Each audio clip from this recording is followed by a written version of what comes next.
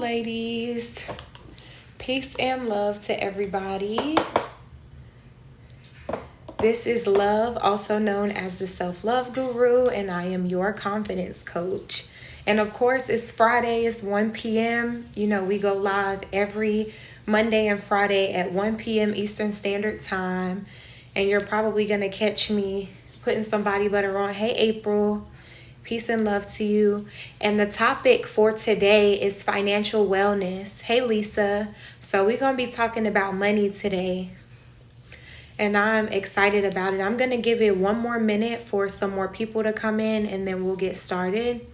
And I wanted to talk about financial wellness because when I talk about money, people tend to take offense to it. Hey, Marino. They take offense to it like, oh, there's more to a relationship than money. And there's, more to dating than money. And it's like, yeah, I understand that, but it's still a major part because it's a major part of the society that we live in, right? So if it matters to the world, it should matter to you. Hey, Anais, how are you? So it is now 1:02. We'll go ahead and get started. And again, the topic is financial wellness. So first of all, for those of you who do not know me, again, my name is Love Watley. I am a licensed clinical social worker, and I'm also known as the Self-Love Guru. I do confidence coaching. I assist people with their business plans and ideas, social media management, anything business related or anything related to your personal goals. You would come to me for consultation for. So first of all, when we look at research on mental health, finances have a major part to do with it. So I'm not sure if you all have seen somebody literally lose everything or if you have been in that position yourself, but their mental health literally deteriorates because if you don't have a place to live, if you don't have transportation, if you don't have food, you can't think clearly because your foundation has been shaken, right? So that doesn't leave room for healthy thought patterns. People are kind of thinking, I have to get it by any means. And this is why you see a lot of men trying to date women who they can leech off of because they're in survival mode. So that's what I'm referring to when I say survival mode. They are literally in a state where they're trying to survive, make ends meet. And shelter is a major part of that. Okay, so I'm going to give you all 4 strategies on how to maintain your financial wellness, things that I do, things that have helped me in the past, and things that I will continue doing until the end of time. Number 1 is have an emergency fund. So I'm not sure if you've ever heard of Dave Ramsey, but Dave Ramsey is a financial advisor. And he is super popular. He has this strategy called Dave Ramsey 7 Steps. And basically, he helps people with a plan to maintain financial wellness and to gain financial freedom. It's really like a debt freedom type of modality. And one of his first 7 steps is to develop an emergency fund. He says $1,000 for a family or $500 if you are a single person. Now, for myself, I've always kept $1,000 as a single person in the bank account because it makes a huge difference. There was a time where I had to replace like 3 of my tires. So if you think about how much tires cost, especially for a Jeep, I had the money to get that, right? When you think about those expenses that come around every year. So for instance, when we have to renew our tags every year, that costs like $300, sometimes $400. A fund like that can help you with that, right? So sometimes things do sort of sneak up on you and you have to be able to have those funds in place to take care of it. And emergencies are not emergencies anymore when you have the money to cover it. How many of y'all have ever been in a situation where you just did not have the money to cover something? Because I have. And that is not a good feeling, all right? So number 2, invest in skills, knowledge, and training. So I'm going to break that down.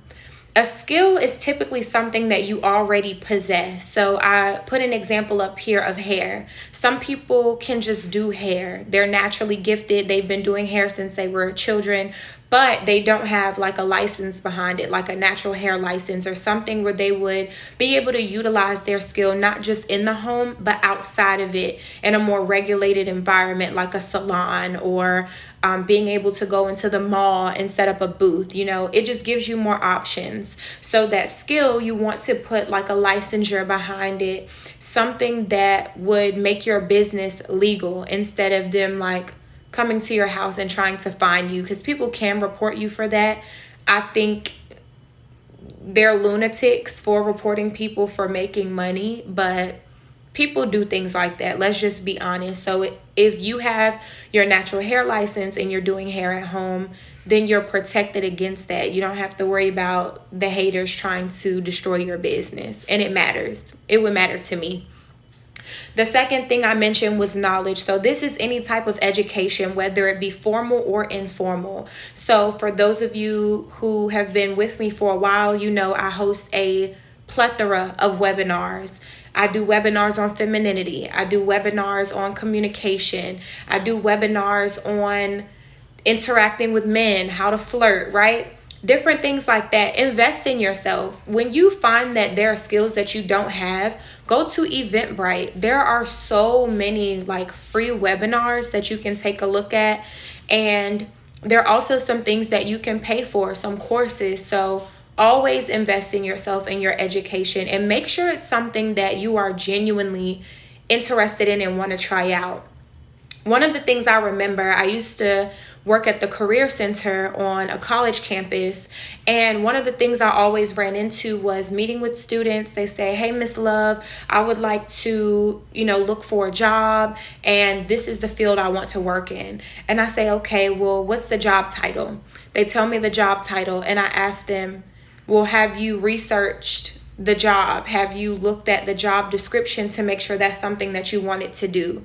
And some of them say no. And I'm like, how is it that you want to do a job and you don't know what they do?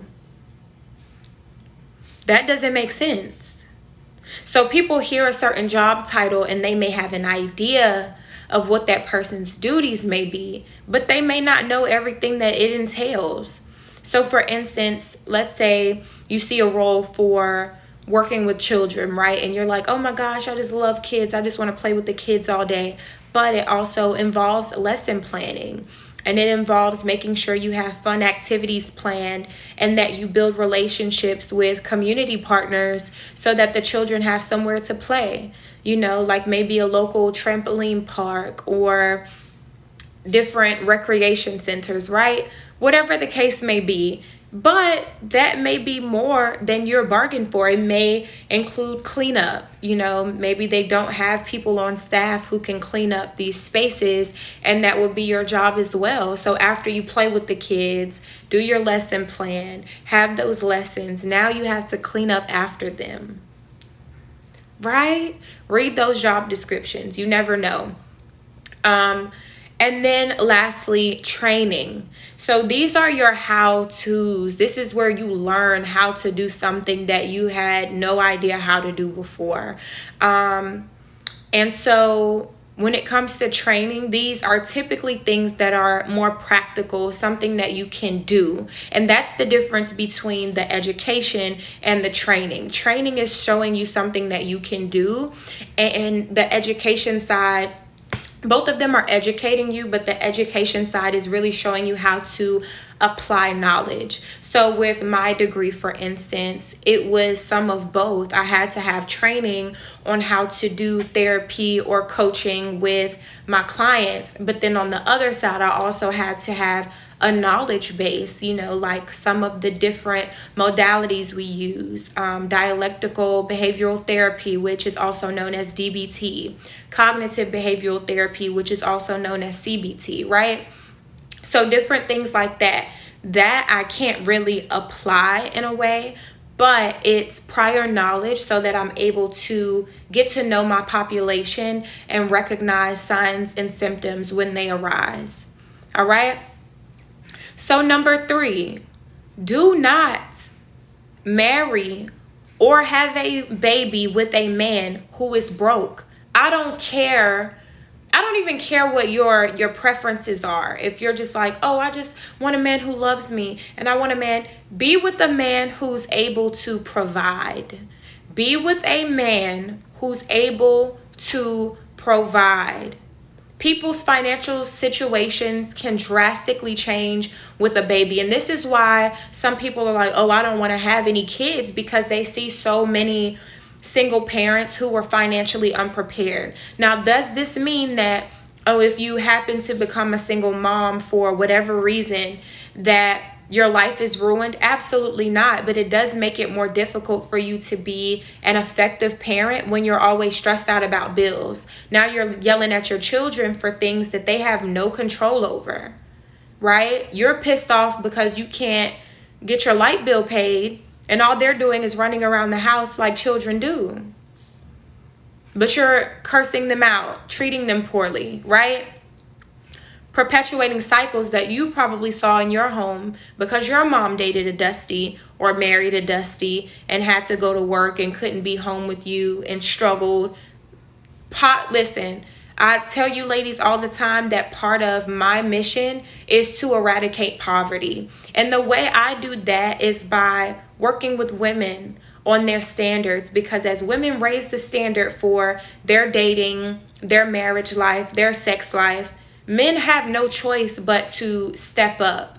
They can say whatever they want to. If women on a full level, on a whole conscious level, changed the way that they dated and took it more seriously, these men would have absolutely no choice but to do better. And that's just period. That's just the bottom line. They can say whatever they want. Oh, well, y'all are going to be lonely. No, sir. You're going to be lonely.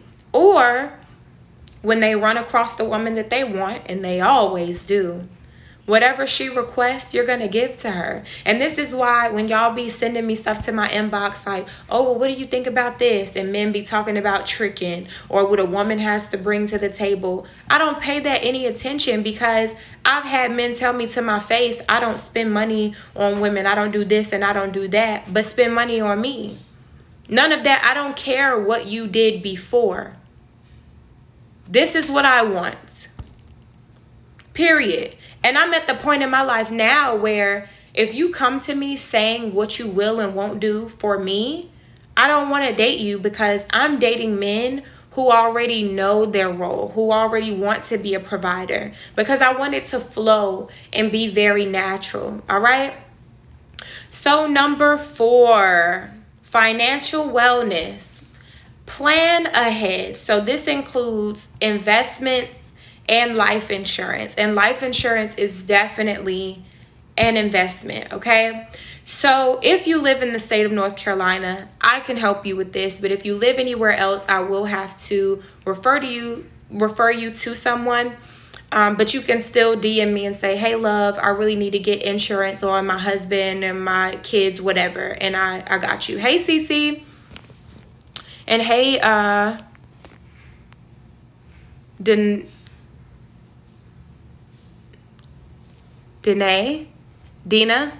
Hi, Dina. So yes, plan ahead. This includes investments and life insurance. So some people invest in stocks. Some people invest in annuities, which is it's like reserved over a certain amount of time, and you can get it at a certain age. So you may have an annuity for 50 years, right? And it grows over a certain period of time, and you keep putting money in it. And then when you are, let's say 63, you're like, this is when this annuity is going to age, and you can get all of that money. And of course, while that money is there, the company that you have invested in is utilizing those monies for their investment. So it's just a big circle of investing. However, those things are what we call bonded. And so that means that your money's safe, right? It's a guarantee. Like, they're gonna have to give you your money back when this account ages. Both of you have a responsibility. So you have a responsibility to invest, and they have a responsibility to maintain that investment, sort of like the Federal Reserve when it comes to banks. But yes, plan ahead, have investments, have life insurance. Literally, families can go under from not having life insurance, and over 50% of women over a certain age end up having to lose their homes within a year of their spouse passing away. So you have kids, you still have this mortgage, and now I lose everything because we didn't have protections in place. But if I have $100,000 worth of insurance, that can pay a mortgage, right? That can make sure that my children have what they need in this time span. That can ensure that I can take a year or two off work and get myself together, get my mind right while I process the death of my husband, right? Hey, Reezy. So if that man loves you, he will definitely make sure that he gets the life insurance and protects himself, especially for Black men. And I'll be honest, I'm going to let y'all in on a little secret as a financial advisor. The reason why not much is done about deaths of Black men in particular is because these people are not heavily insured. Let me say that again. Black and brown people are not typically insured. So let's say these Black and brown individuals went out and they started getting life insurance at drastic rates, right? If they're constantly getting killed all the time, that becomes a political issue, not just with racism, but now it's financial. So now insurance companies can get involved and say, hey, we have a stake in this. These people are insured. It's making these rates skyrocket, right? So now they have that engagement. But when you're not civically engaged, when you don't have any capital behind your name, behind your family, protecting your family, nobody cares. And I'm not making any excuses. I love my people. Let me just put that out there. And this is the reason why I literally do what I do. But I want to make that very clear. Money matters. Like, this country is all about capital. So no pity stories, no reasons why whatever's going on. Like, get some money behind you. Invest in yourself. Save your money up. Do whatever you can. I'll be honest, I've had a few situations over the past couple years where I've been in something legal, whether it be, I'm facing charges for something that was out of my control, or I'm being assaulted, or I have to take a certain entity to court because something's being done against me that I know is illegal. And so if it weren't for me being able to hire an attorney, emergency fund, if it weren't for me being able to hire an attorney and just transfer that stack or $1,500 or however much it is for that retainer over, I would have been screwed. People take you seriously when you have money. I'm telling you. And I'm not about to go in any office advocating for myself. I'm going to have an attorney. Period. Financial wellness can do that for you. So with that being said, I love you ladies. Thank you so much for listening. I do have a blog on my financial wellness story on my website right now. So go to hangingoutwithlove.com and click on that blog. And if you need to set up an appointment with me, please click book now in the bio and go ahead and get on my calendar. I'm telling you, I am going on vacation next weekend. So all of my appointments will be on a weekday, but no appointments Wednesday and on. All right. So just keep that in mind before all of the slots get taken for next week, or you can book for the following week. I love you. Hello, Sin. Hello, Yaya, Reezy. Peace and love to you all. And of course, I will be putting this video on YouTube. All right. Peace.